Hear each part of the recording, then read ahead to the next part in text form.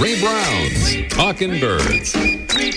Made possible by the generous support of the Birdwatchers General Store, Orleans, Cape Cod. Birdwatchersgeneralstore.com. By Vortex Optics with the VIP warranty, their unlimited lifetime promise to keep you and your optic covered. Learn more at vortexoptics.com. And Beautio Books, an independent family-owned bookstore carrying one of the largest selections of birding books in the world. BeautyObooks.com. Good morning. Welcome to our show number 855. One of the many wonderful things about birding is that you can do it just about anywhere you happen to be, as long as you're willing to go outside or to perch near a window.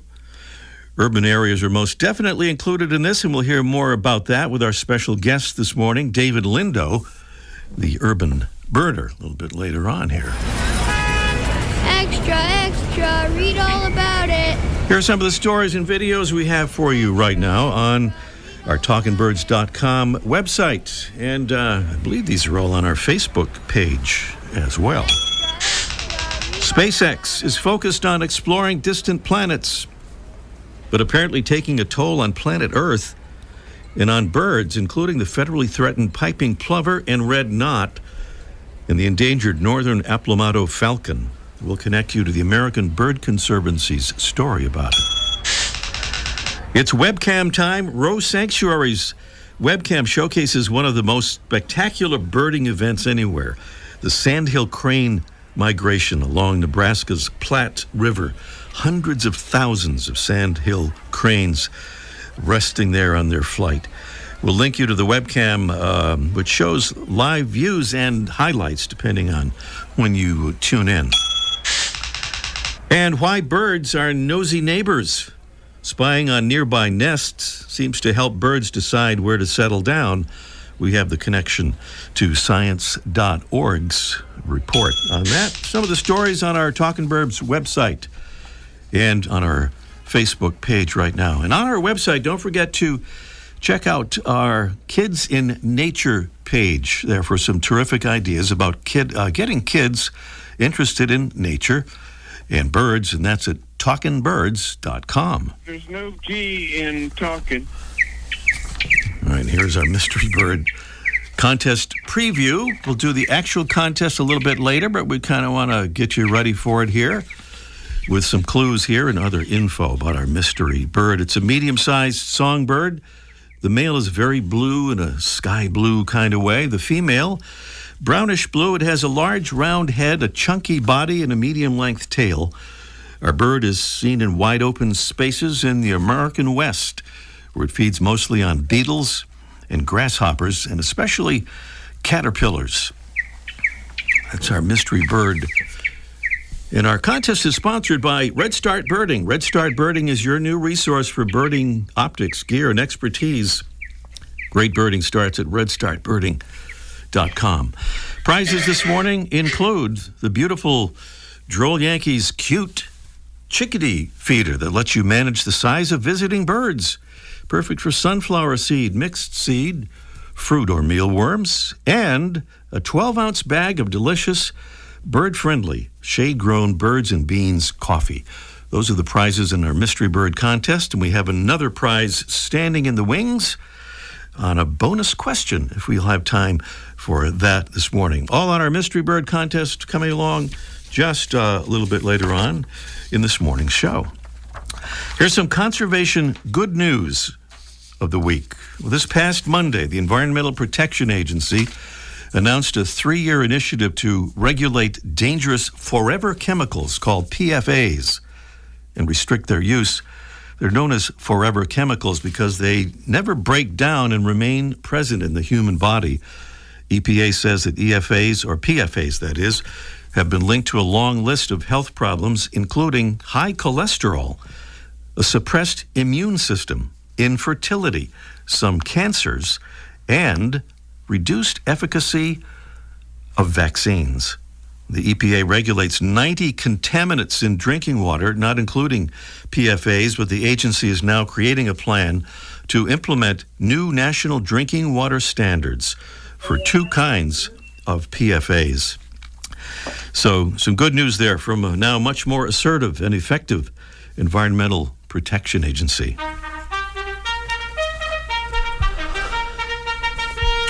That's the sound of our royal salute to some wonderful Talking Birds listeners who have become Talking Birds ambassadors, helping us get the word out about birds and conservation by handing out our little info cards that we send to them. And we thank Scott E. from Hyde Park, Utah, northern part of the state there, just south of the Idaho border. Thank you so much, Scott. And thank you to Ellie from Lincoln, Rhode Island. She says, I have loved birds my entire life, and I love the show. I'm starting to meet new people in high school who are as into nature and science as I am. So I think this is the perfect time to be an ambassador. Thanks for all you do, and a big hello to Mike O'Connor. Hello, Mike O'Connor. I hope you heard that. Thank you so much, Ellie. Listeners, we help you become Talking Birds ambassadors. Very easy to do. Just go to our website, talkingbirds.com, and click on the Get Involved tab right there at the top of the page. Well, speaking of Mike O'Connor, we'll get up close and personal with him in an almost live from the archive. Let's Ask Mike segment about a question asked of him by another one of those pesky customers coming into his store and bothering him. Also still to come on our show today, we'll meet the man who calls himself the urban birder. He's UK birding superstar David Lindo, and we'll catch up with him at his current base in western Spain. And up next, a cool little bird that sports a black mask and what appear to be horns is today's featured feathered friend, presented by Birdwatching Magazine. For more than a quarter century, Birdwatching has been North America's premier magazine about wild birds and birding. Ever hear of the shore lark? How about the prairie bird? No? Well, what about the road lark or the wheat bird? Well, those are regional names for today's featured feathered friend, the horned lark.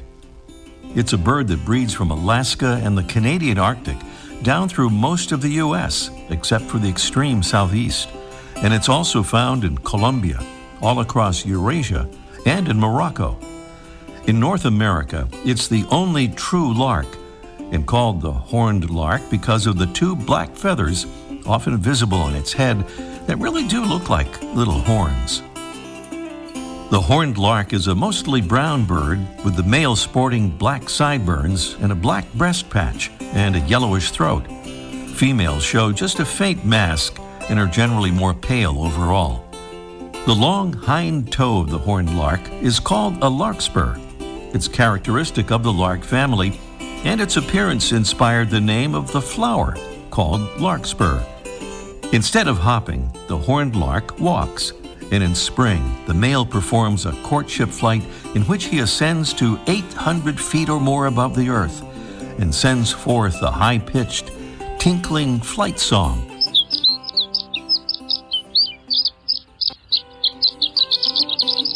When it stops singing, the bird drops head first with closed wings, waiting until it almost strikes the ground before opening its wings and pulling out of the dive. It's today's Talkin' Birds death-defying, horn-topped, featured feathered friend, Eremophila pestris, the horned lark. Welcome again to our show number 855, and thanks for joining us here. Well, David Lindo is known as the urban birder, and his mission is to engage city folk around the world with the environment through birds.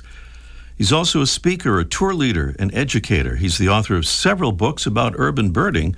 He writes columns for numerous birding publications and has made televised appearances on the BBC, Channel 4 in the UK, and many other broadcast venues.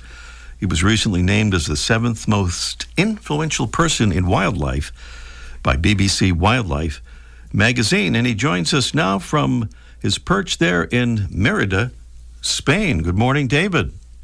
Good morning. Now, Ray, can you hear me clearly? I think we can hear you quite well, yes. Good. Well, firstly, thank you very much for having me on the show. I'm actually out urban birding, so you're going to be hearing lots of urban noises. But thank you so much for the invitation. And that list of stuff you read about me, sometimes I think to myself, are you talking about me?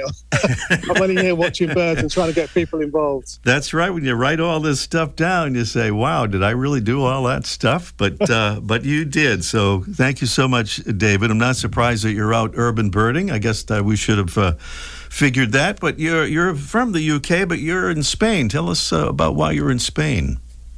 Well, it's a romantic story because I came here initially because of a woman, because of love. Uh-huh. And unfortunately, that love or the relationship ended 4 years ago. But the love for the country and also for my love, who's now my best friend, continued. So I'm here. But the great thing about being in southwest Spain and in Extremadura, which is the exact region I'm in, is the fact that the birding here is superb. I mean, it's one of the best places in Western Europe to watch birds and other animals as well. So, and the sun shines as well. It's fantastic. Uh-huh. Where you are, right? I don't know if you can change your position at all, but we're getting kind of a lot of wind noise there. I don't know if you can get a little bit out of the wind. Maybe that would help in terms of the microphone. Sure. Okay. Sure, I can. Sorry about that. Okay. So we started the show this morning, David, with the comment that one of the great things about birding is that you can do it just about anywhere, including urban areas. But tell us about your passion for urban birding and maybe what you do to promote the concept. Okay, can you hear me a bit better now, by the way? Yeah, we don't hear the wind right at the moment. So, yeah, I think you've gotten a good spot. Yeah, I mean, I was born with an innate interest in natural history, which started off actually with invertebrates and led to birds by the age of 5. But I was in the middle of a city and there was no one around me that shared my interest, including my parents. And I was told from a young age that you needed to go out to the middle of the countryside to see wildlife. And it wasn't existing in cities. But I had no one to take me. So I inadvertently became an urban birder by watching and observing birds around me and realizing that there's so much to be seen. Well, you've told about an incident that occurred when you were 3 years old and you went missing from a family party, causing your mom great panic. The police were called, a search party was organized, and you were eventually found standing outside a graveyard doing what? Yeah, I think it's my first ever expedition watching birds. I crossed 2 busy roads, apparently, on my own. And I was watching magpies. I was basically enthralled by these birds. And I was found, and I didn't realize the problems I'd caused because my mum was beside herself with worry, beside herself. I mean, I'm already 3 years old, you can't just be watching over me all the time like this, right? Exactly. I've got my own thing to do. Well, another thing you did in 2015, David, was spearheading a drive to name Britain's first national bird, which turned out to be the European robin, or just robin. Well, we've, of course, appropriated that name for a bird here that's not even related to the European robin, but kind of looks similar with that red breast. How did that come about? Was this a kind of a national vote for the bird? Yeah, actually, this idea originally came to me when I was 7 in primary school, because I put a vote around my classmates to find out what their favourite bird was at the time. My favourite bird then was a sparrow, and I was happy that the sparrow won. But I just had a feeling that I wanted to do this when I grew up. And the idea came back to me back in 2015, 2014, as you said, and there was a general election going on. And I thought it'd be great to have an election to find Britain's national bird, as alongside the boring political scenario. So that's what happened. And it was, I was really surprised. Even though I did it on my own, I still managed to get 250,000 people to vote. Wow. And 60% of those people were not members of any conservation body. So I was talking to people on the street. Wow, interesting. Was that did the robin win by a big margin in that, or were the other birds that were close? Well, to be honest, the robin was winning from the very first moments of the votes, because the vote lasted several months. I was lying in the media saying the blackbird was in with a shout, even though it wasn't. I didn't want the robin to win, to be honest, but now that, since it has won, actually it's the best bird for Britain because it's territorial, it's feisty, picks fights, a bit like Britain really, so it kind of works. All right. A little red-breasted bird, I remember of the old world flycatcher family, quite different than our thrush here that we call the American robin. David, one other thing I wanted to ask you about is something called Urban Birder World Members. Tell us about that, if you would.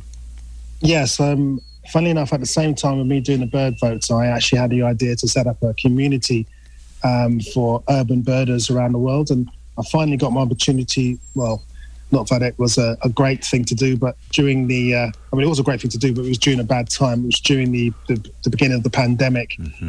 Basically, it's a community in which I would like to get people involved in learning about urban birds wherever they are. Being members also means that you get discounts on various services and products, but more importantly, you get free guides to cities around the world in terms of what birds you can see, which is a thing that you can't really find that easily anywhere else. And also just to get together and exchange news and share love for urban birds. Okay, and how do people join up with that? Well, if you go to my website, theurbanbirderworld.com, and look under membership, so you can join for a year and just be involved. And I'd love to have more people from America joining, because I've got quite a few already. I have a lot of friends in America, and plus I'm coming over next year anyway for various functions. So it'd be really fantastic if people can come and join in and help make this happen. My long-term goal, by the way, Ray, is to set up a foundation to help urban kids within inner city areas across the world to connect with nature. So that's the ultimate sort of idea behind this whole membership community. Wow, that's a wonderful goal. And that website again is theurbanbirderworld.com. And folks, of course, can find you on social media as well, Twitter at Urban Birder, Facebook. Give us that Facebook to make sure we get it right. Facebook is The Urban Birder.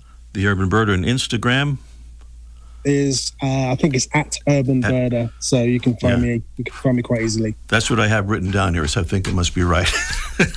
Good. David, thank you so much, and good luck with all your great work, and especially heading toward that foundation. That is fabulous. We hope we'll keep in touch and find out updates about that. Yeah, thank you, Ray, for the opportunity, and hello, good morning to all your listeners. I have to see and talk to you soon. Thank you very much. All right, David Lindo here on Talking Birds, and up next, it's our mystery bird contest in just 1 minute. The flutter of a tail feather, the flash of a wing bar in mid-flight. You don't always have a lot of time to identify a bird in nature, let alone to appreciate its beauty. But with Vortex Optics, you'll have the power to bring every wild moment closer. When you choose Vortex, you're choosing to have a partner in the field as passionate about nature as you are. Whether you're spotting old friends on the backyard feeder or packing for a once-in-a-lifetime trip to add a few species to your life list, Vortex offers a full range of optics and optics accessories for every birder and every budget. And whether the birds are taking you to another state or another country, you're always covered by the Vortex VIP warranty, an unlimited lifetime promise to keep you and your optic covered. If you'd like to learn more, or if you need help choosing your next optic, give Vortex a call at 1-800-4VORTEX or visit vortexoptics.com.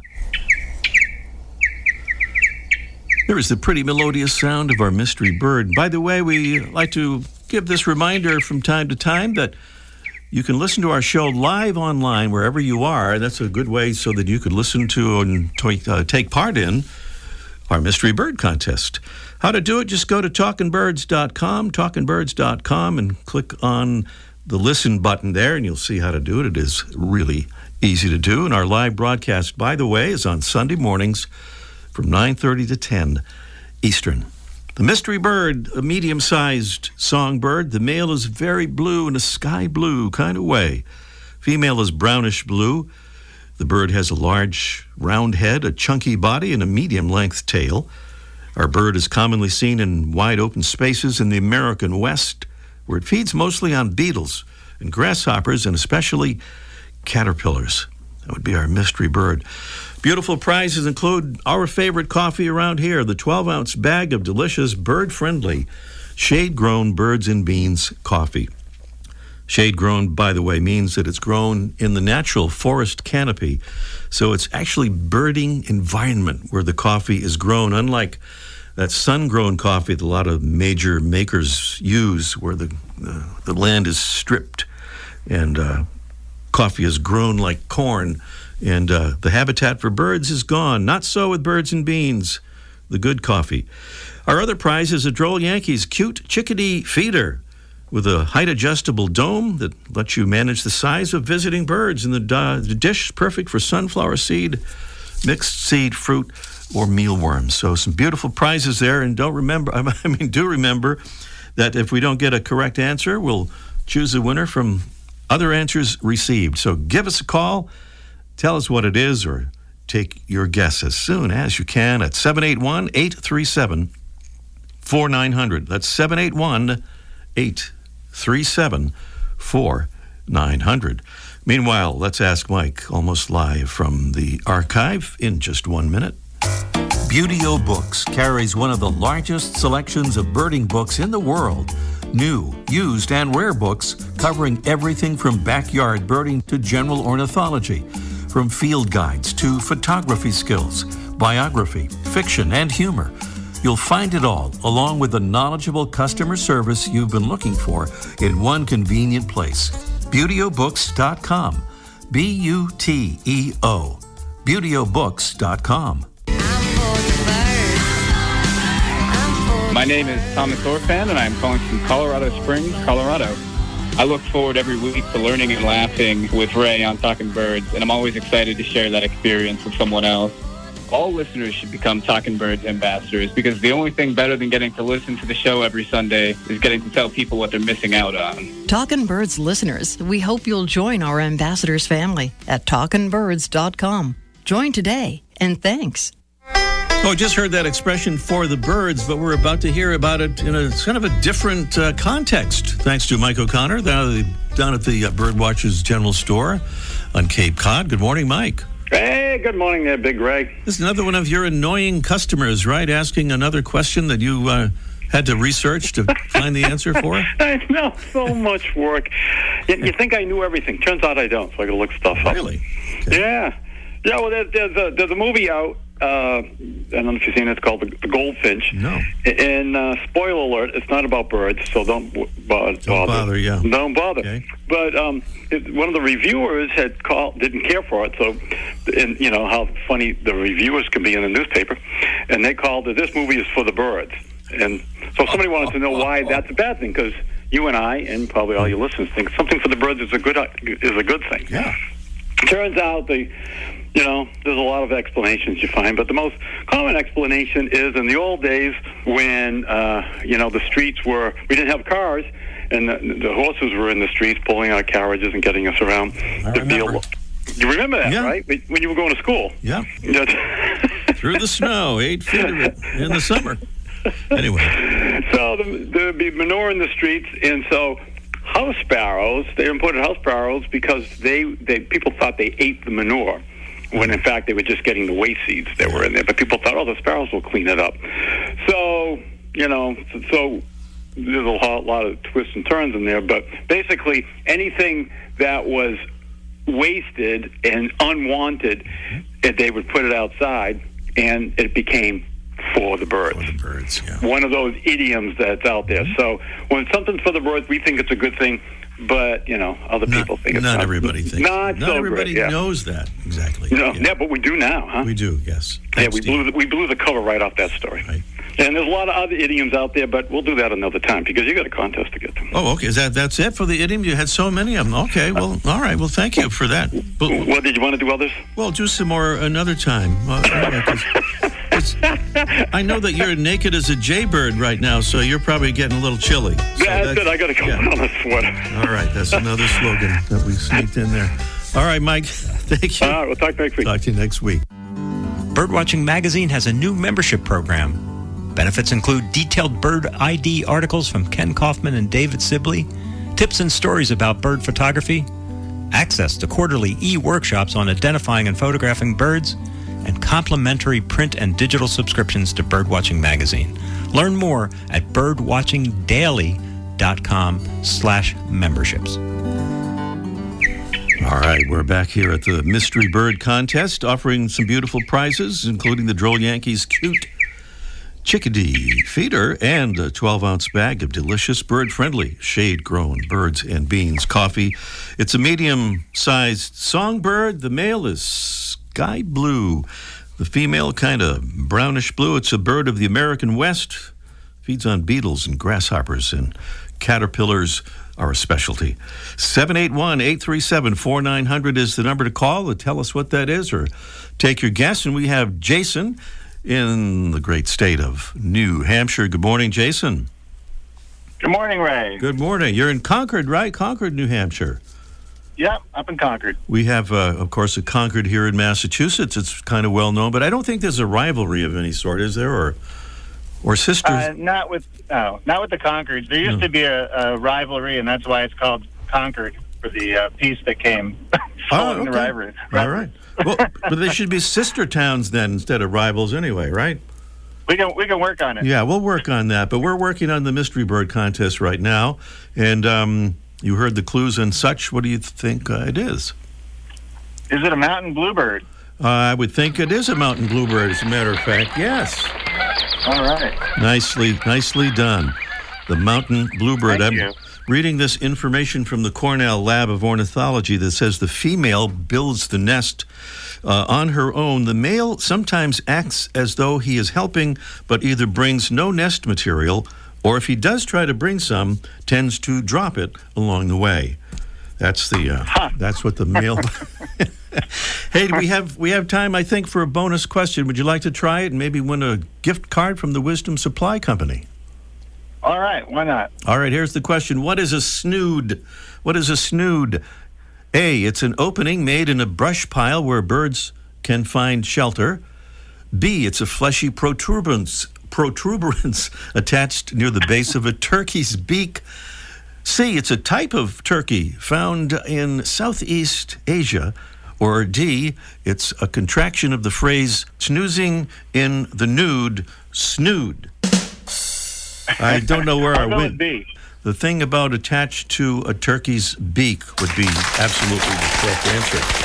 Okay, Jason, nice job there. So that means we'll be also sending you a $20 gift card from Wisdom Supply Company, which is named after the oldest recorded wild bird, Wisdom the Midway albatross. And Wisdom Supply is a women-owned B Corporation helping to prevent plastic pollution through thoughtfully designed plastic-free, zero-waste school and office supplies. How about that? Fantastic. All right. Jason, thank you so much. And stay on the line there, and we'll manage to send all that stuff to you.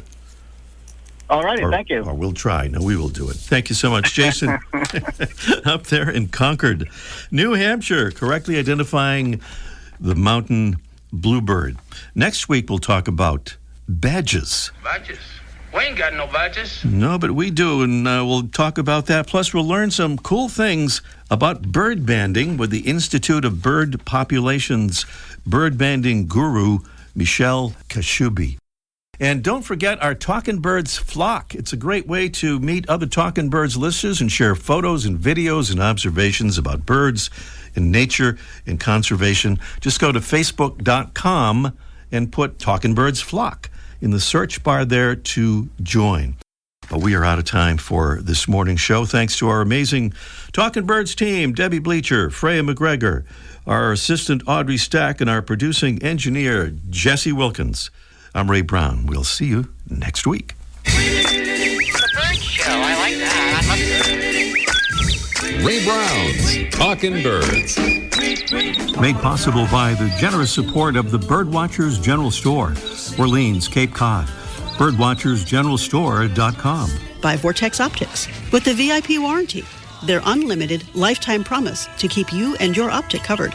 Learn more at vortexoptics.com. By Birds and Beans shade-grown bird-friendly coffee. Birdsandbeans.com. And Beautyo Books, an independent family-owned bookstore carrying one of the largest selections of birding books in the world. Beautyobooks.com.